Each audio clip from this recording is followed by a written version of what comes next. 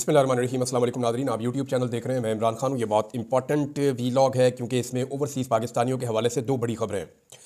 एक तो खबर यह है कि मेरी कुछ अमेरिका में रहने वाले पाकिस्तानी ओवरसीज़ से बातचीत हुई कि उनकी हिकमत अमली क्या है और वो क्या करने जा रहे हैं। डोनाल्ड ट्रंप के इलेक्शन जीतने पर वो बहुत खुश हैं। उन्होंने अपनी एक पूरी हिकमत अमली बनाई है। उन्होंने कहाँ कहाँ राब्ते किए हैं और कौन कौन सी इन्फॉर्मेशन उन्होंने मेरे पास शेयर की है ट्रंप के हवाले से, वो मैं आपके साथ शेयर करूँगा। दूसरा मैं आपको बताता हूँ कि मज़हर अब्बास साहब ने, सीनियर जर्नलिस्ट हैं, मैंने उनसे बहुत सीखा भी, उनके साथ मैंने काम भी किया है। तो मज़हर अब्बास साहब के बारे में मैं ये बात क्लियरली आपको कह सकता हूँ, किसी एजेंडा के ऊपर कभी भी वो रिपोर्टिंग नहीं करते। ये इन्फॉर्मेशन उनके पास होगी, आप इसे गलत इन्फॉर्मेशन कह सकते हैं। बाज़ औक़ात होता है कि आपका सोर्स आपको जो इन्फॉर्मेशन देता है वो ठीक नहीं होती। नॉर्मली हम इनको वेरीफाई कर लेते हैं, लेकिन यहाँ पर उन्होंने एक खबर दी तो फिर फ़ौरी तौर पर मैंने उसकी तहकीक की, क्योंकि मुझे इस खबर के अंदर कुछ थोड़ा झोल नज़र आया और मैं ये चाह रहा था कि मैं देखूँ कि क्या वाकई ऐसा कुछ होने जा रहा है बरतानिया में। अब मज़हर अब्बास साहब ने खबर दी है तो उसको आप गैर संजीदा तौर पे नहीं ले सकते, और वो फेवरेटिज्म से बाहर जाके जो है वो खबर अगर उनके पास हो तो फिर वो देते हैं। अब मज़हर अब्बास साहब ने खबर ये दी कि कोई 26 के करीब पाकिस्तानी हैं जो बरतानिया में हैं, जिन्होंने काजी फ़ायज़ ईसा के वहाँ जाने पर एहतजाज किया था, उन्हें वहाँ से डिपोर्ट कर दिया जाएगा। अच्छा, इसके ऊपर जो है बड़े शादियाने बजाए गए PMLN के कैंप्स में, और वो बड़े खुश हो गए कि नवाज शरीफ के खिलाफ जो लोग एहतजाज करते हैं या जिन्होंने काजी फ़ायज़ ईसा के खिलाफ एहतजाज किया वो लोग डिपोर्ट होकर पाकिस्तान वापस आ जाएंगे, तो उनके साथ पता नहीं क्या जुल्म होगा और किस उनको सूरत हाल का सामना करना पड़ेगा। तो ये खबर थी।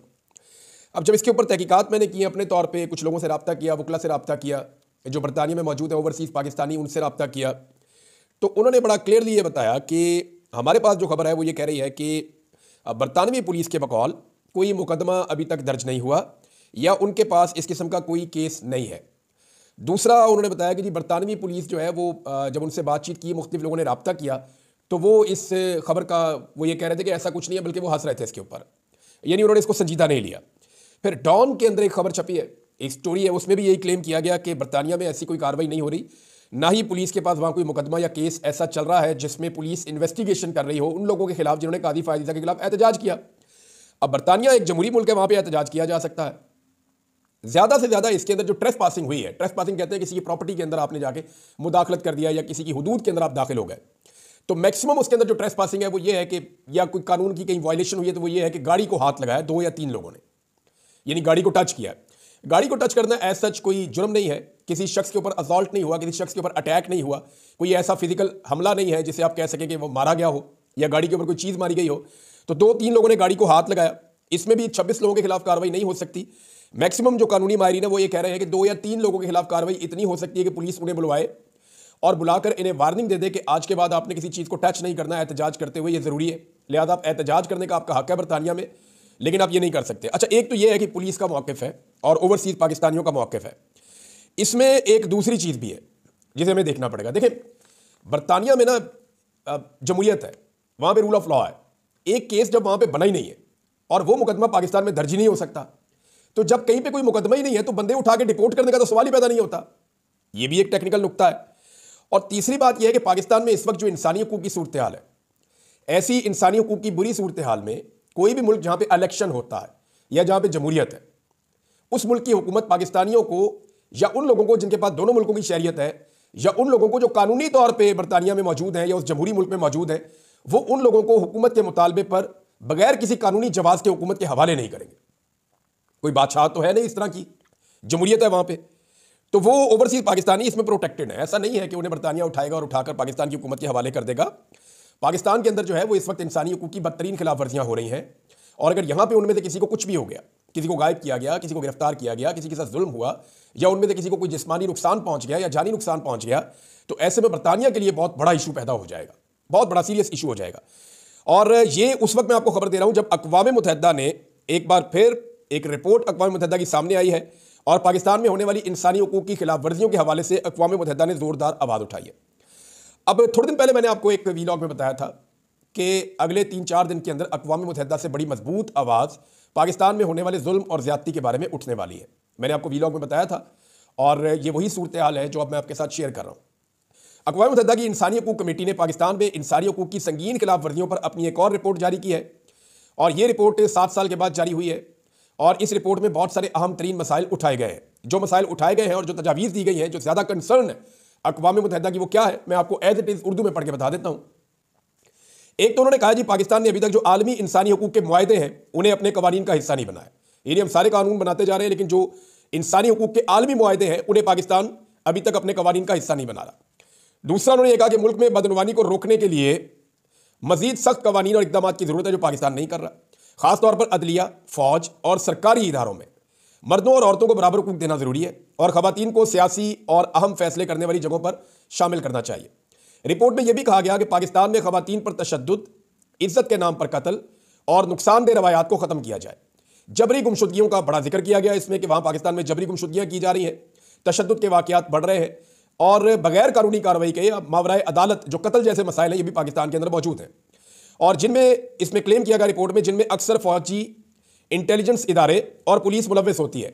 खासतौर पर इंसानी हकूक के कारकुनों, सहाफ़ियों, तलबा और अकलियतों और हुकूमती नाकदीन को निशाना बनाया जाता है। यानी जो लोग हुकूमत पर तनकीद करते हैं उनको निशाना बनाते हैं, अकलियतों को निशाना बनाया जाता है। सहाफ़ी बड़ा सॉफ्ट टारगेट है, सहाफ़ियों को टारगेट किया जाता है। इंसानी हकूक के कारकुनों को और तलबा को भी निशाना बनाया जाता है अनफॉर्चुनेटली। गुलामी, जबरी मुशक्कत, इंसानी स्मगलिंग के मसाइल भी इस रिपोर्ट में बयान किए गए हैं और यह भी कि इख्तलाफ राय करने वाले लोगों की आज़ादाना नकलो हरकत को रोकने के लिए बाकायदा लिस्टें बनाई जाती हैं पाकिस्तान के अंदर। 4th शेड्यूल में लोगों का नाम डाल दिया जाता है। मिसाल के तौर पे हमारे बहुत सारे ऐसे लोग हैं पाकिस्तान में जो इख्तलाफ राय रखते हैं हुकूमत से, तो वो पाकिस्तान में मूव नहीं कर सकते। एक मिसाल मैं हूँ, अब मैं जहाँ बैठा हूँ, मैं अभी बताऊँ मैं यहाँ पे हूँ, तो मैं सुबह तक मुझे गिरफ्तार कर लेंगे या 1-2 दिन तक पहुँच जाएंगे, जब भी पहुँचेंगे मुझे पकड़ लेंगे। तो आप आज़ादी से मूव नहीं कर सकते पाकिस्तान में। और बहुत सारे लोग हैं जो बेचारे अपने आप को छुपा रहे हैं। पाकिस्तान तहरीक इंसाफ जो है वो आधी पॉलिटिकल पार्टी जितनी पंजाब में, वो तो सारे के सारे ही छुपे हुए हैं। खवातीन तक जो है वो सामने नहीं आ सकती, बहुत मुश्किलात हैं। तो ये उसका जिक्र भी किया गया यहाँ पे। फिर रिपोर्ट में कहा गया कि इस मुल्क में बहुत से मसाइल हैं जिनमें बदनवानी के खिलाफ मौसर कवानीन को नाफिज करने के तरीक़ाकार को मजबूत करना जरूरी है।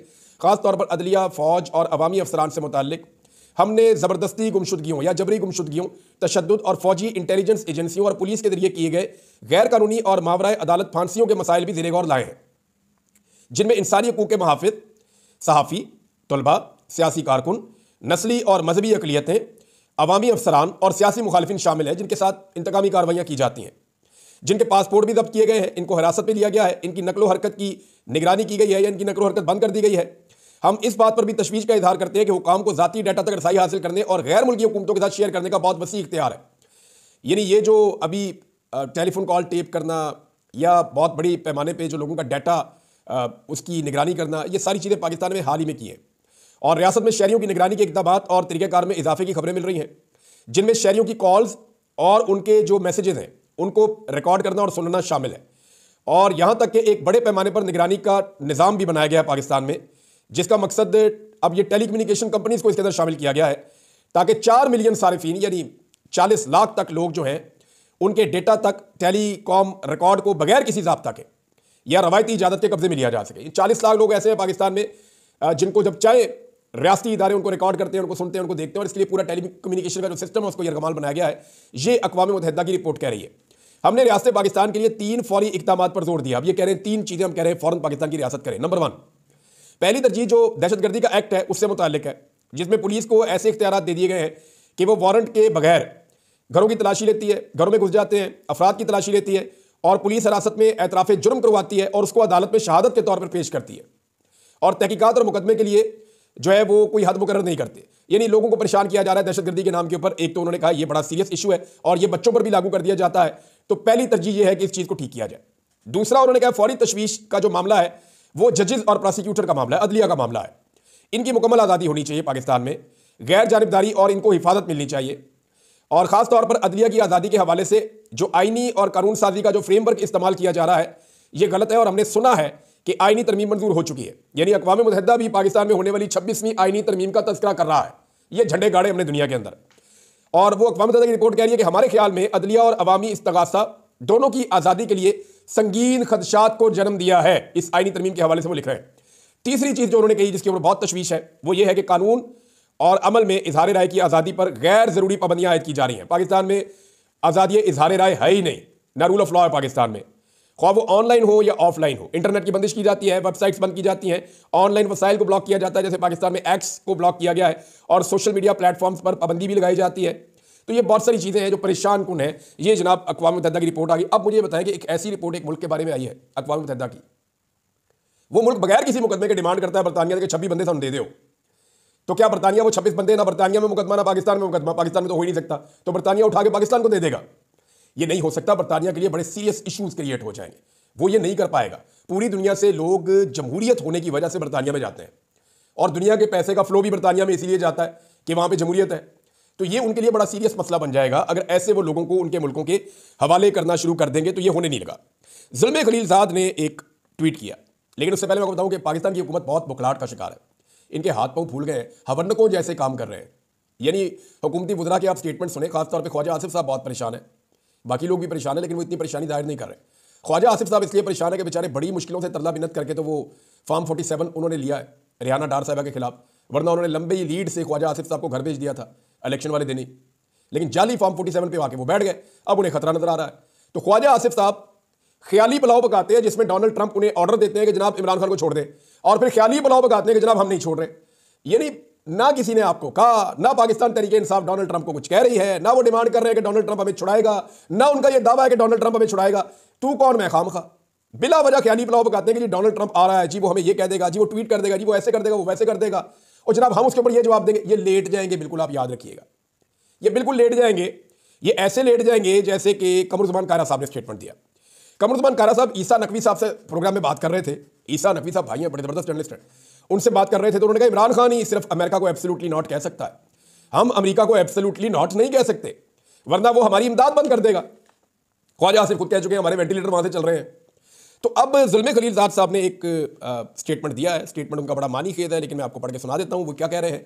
वो ये कह रहे हैं कि अमेरिका के इंतखाबात में ट्रंप की जीत के साथ जनरल आसिम मुनीर ट्रंप के दोस्त इमरान खान की जारी नाजायज़ कैद की कैसे वजाहत करेंगे। वो कह रहे हैं कि आसिम मुनीर साहब कैसे वजाहत करेंगे, इमरान खान साहब को नाजायज़ तौर पे कैद में रखा हुआ है, वो ट्रंप का दोस्त है, तो ट्रंप की जीत के बाद वो उसको कैसे कायल करेंगे कि इमरान खान क्यों जेल में है। वक्त आ गया है कि इमरान खान और दीगर अफराद को जो बगैर मुनसिफाना अदालती अमल के कैद हैं उन्हें रिहा किया जाए। ये जनाब ज़ुल्म खलीलज़ाद साहब ने ये ट्वीट किया है, ये उनका स्टेटमेंट है। अब उनके स्टेटमेंट को आप जरा एक साइड पर रखें, मैंने जो बरतानिया में लोगों से बात की है वो मैं आपके सामने रख देता हूं कि वो लोग क्या करने जा रहे हैं।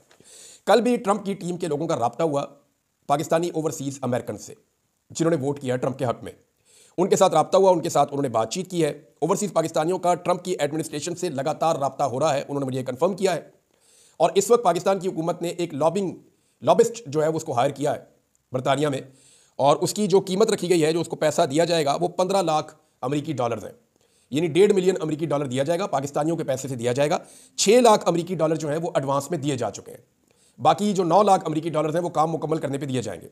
अच्छा, इस लॉबिस्ट के बारे में मैं आपको बता दूं, इसी लॉबिस्ट को माजी में पाकिस्तान तहरीके इंसाफ की हुकूमत में इमरान खान साहब ने भी अमेरिका में मुस्बत लॉबिंग के लिए हायर किया था, इसी लॉबिस्ट को हायर किया था, इमरान खान साहब ने भी किया था। लेकिन आपको मजे की बात बताता हूं कि वो $0 कॉन्ट्रैक्ट था, यानी पाकिस्तान की हुकूमत ने $1 $1 नहीं दिया था इसी लॉबिस्ट को। और इसने कैसे लॉबिंग की फिर इमरान खान के हक में, और वो कामयाब लॉबिंग थी। वो लॉबिंग ऐसे की कि उस वक्त जो ओवरसीज पाकिस्तानी थे, इमरान खान ने कहा कि पाकिस्तान गरीब मुल्क है, हम पैसे नहीं दे सकते, तो ओवरसीज पाकिस्तानियों ने वो पैसा दिया था लॉबिस्ट को। और आपको एक इंतहाई अजीब बात बताता हूं कि ये लॉबिस्ट कामयाब नहीं हो रहा था, इसको कामयाबी मिली तब जब ओवरसीज पाकिस्तानी अमेरिकन जो है उन्होंने इसका पूरा साथ दिया और वो इसके साथ शामिल हुए। अब मैं आपको ये बताता हूं कि उसी लॉबिस्ट को हायर किया है मौजूदा रजीम ने, और उनको ये टारगेट दिया गया है कि हमारे लिए जरा अच्छे हालात पैदा करें। अब वो जो लॉबिस्ट है, मेरी इतला के मुताबिक उसने ओवरसीज पाकिस्तानियों से रब्ता किया, जो अमेरिकन है, अमेरिका में रहने वाले जो ओवरसीज पाकिस्तानी उनसे रब्ता किया, और ओवरसीज पाकिस्तानियों ने इनकार कर दिया। देखिए, ये लॉबिस्ट पहले भी कामयाब नहीं हुआ था जब तक कि जो अमेरिका में रहने वाले पाकिस्तानी हैं, जब तक कि उन्होंने साथ नहीं दिया था। ये लॉबिस्ट अब भी कामयाब नहीं होगा जब तक कि अमेरिका में रहने वाले पाकिस्तानी साथ नहीं देंगे। ये कंडीशन है। तो पाकिस्तानी हुकूमत का पैसा ज़ाया हो रहा है, ना सिर्फ पाकिस्तान का पैसा ज़ाया हो रहा है बल्कि इनकी एफर्ट भी ज़ाया हो रही है। इसका नेगेटिव इंपैक्ट आएगा। ओवरसीज पाकिस्तानियों के साथ अगर ये हुकूमत बनाकर रखेगी तो ओवरसीज पाकिस्तानी ही सबसे अच्छी लॉबिंग कर सकते हैं, क्योंकि अभी अमेरिका में इलेक्शन हुआ है। और डोनाल्ड ट्रंप के बारे में मुझे जो चीज़ें पता चली मैं आपको बता देता हूं।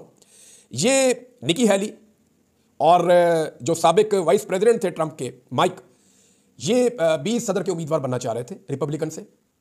इनका मुकाबला हुआ ट्रंप के साथ, तो इन्होंने ट्रंप के बारे में काफ़ी नेगेटिव बोला। अब मैं आपको अजीब बात बताता हूं कि ट्रंप की अपनी तबीयत कैसी है। ये मुझे अमेरिका में दोस्तों ने बताया। उन्होंने कहा जी पूरी कंपेन में ज़रूरत के बावजूद ट्रंप को इनकी ज़रूरत पड़ी, ट्रंप ने इनको करीब नहीं आने दिया, क्योंकि इन्होंने ट्रंप के बारे में मनफी बोला था। ट्रंप का ये प्रॉब्लम है, जो उसको गाली देता है, उसके साथ बदतमीजी करता है या उसके बारे में मनफी बोलता है, ट्रंप उसको अपने दिमाग में रख लेता है, और ट्रंप फिर मौका आने के ऊपर उसको बताता है कि आपने मेरे साथ ज्यादती की है। तो ट्रंप ने इनको अपने करीब भी नहीं आने दिया पूरी कंपेन में, जरूरत होने के बावजूद इनको मुंह नहीं लगाया, और अब इलेक्शन जीत गया वो अकेले ही। और जिसने उसका साथ दिया या जो उसका दोस्त है, अब आप अंदाजा करें ट्रंप की पहली एक्टिविटी क्या थी। यानी जैसे ही उसने अपना रिजल्ट हुआ उसके बाद उसने ऑफिशियली अपना अनाउंसमेंट किया, उसने एक तकरीर भी की है जहां उसने अमेरिकन फौजियों के बारे में भी एक स्टेटमेंट दिया। इन सारी चीज़ों को अलग करें, उसकी जो पहली एक्टिविटी आई है ना वो आई है इलन मस्क के बच्चों के साथ, क्योंकि इलन मस्क बड़े लंबे अरसे से ट्रंप के लिए कंपेन कर रहे थे और उन्होंने बड़ा जोर लगाया था, तो फैमिली निगलेक्ट हो रही थी, तो ट्रंप ने कहा ठीक है आओ। अब इलन मस्क के बच्चों के साथ वो दिखाया जी शॉप के अंदर शॉपिंग कर रहे हैं, उसके बाद उनके साथ खाना शाना खा रहे हैं। तो डोनाल्ड ट्रंप जो है वो दोस्तों का दोस्त भी है, और डोनाल्ड ट्रंप का ये भी प्रॉब्लम है कि वो उस बंदे को दिमाग में रखता है जिसने उसके साथ खराबा किया हो। तो पाकिस्तानियों ने ये बताया मुझे कि हमने ये सारा डाटा इकट्ठा कर दिया।